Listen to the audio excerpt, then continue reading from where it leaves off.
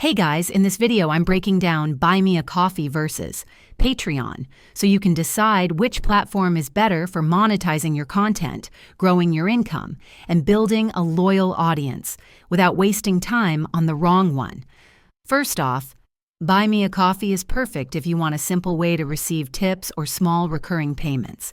It's great for creators who post free content and just want to offer optional support, like bloggers, podcasters, or YouTubers. Patreon, on the other hand, is built for ongoing memberships. It lets you create tiers with exclusive content, events, and rewards. Ideal if you're offering consistent premium value to your fans. Here's a pro tip. If your audience prefers flexibility and low commitment, go with Buy Me a Coffee. If they're into deeper engagement and monthly perks, Patreon might be better. Both platforms take a cut, but Patreon offers more tools for community building, while Buy Me a Coffee wins in simplicity. Should choosing between them feel confusing? Not anymore.